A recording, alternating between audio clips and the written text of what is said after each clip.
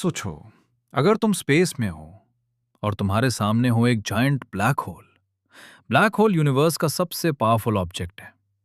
इसकी ग्रेविटी इतनी ज्यादा होती है कि लाइट भी एस्केप नहीं कर सकती। इसलिए हमें वो ब्लैक दिखता है।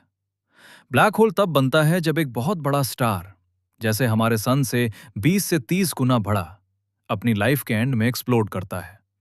इस एक्सप्लोजन को कहते हैं सुपरनोवा। सुपरनोवा के बाद स्टार का कोर कोलैप्स करता है और बन जाता है एक एक्सट्रीमली डेंस पॉइंट, जिसे कहते हैं सिंगुलैरिटी। अब समझो शॉकिंग बात। अगर अर्थ को ब्लैक होल बना दिया जाए तो उसका साइज सिर्फ एक मार्बल जितना हो जाएगा, लेकिन मास सेम रहेगा। ब्लैक होल के तीन मेन पार्ट्स होते हैं। एक सिंगुलैरिटी, सेंटर पॉइंट, जहां फिजिक्स के रूल्स फेल हो जाते हैं। दो इवेंट होराइजन, वो इनविजिबल बाउंड्री जिसे क्रॉस करते ही वापस नहीं आ सकते। तीन अक्रीशन डिस्क, बाहर घूमता हुआ गर्म गैस और डस्ट का रिंग। अब मान लो तुम ब्लैक होल के पास जा रहे हो।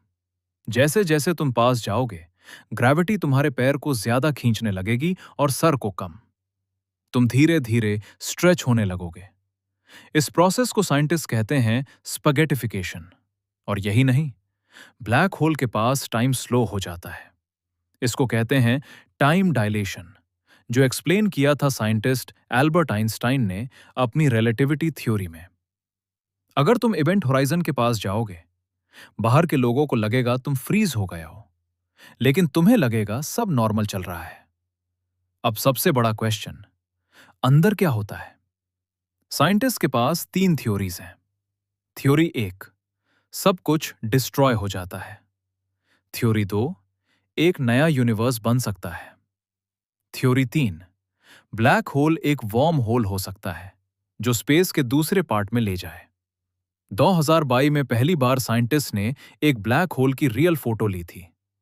यह अचीवमेंट था इवेंट होराइजन टेलीस्कोप का। इसका मतलब ब्लैक होल सिर्फ थ्योरी नहीं है, ये रियलिटी है। और सबसे स्केरी बात, हमारी गैलेक्सी के सेंटर में भी एक सुपर मैसिव ब्लैक होल है, जिसका नाम है सजिटेरियस ए स्टार।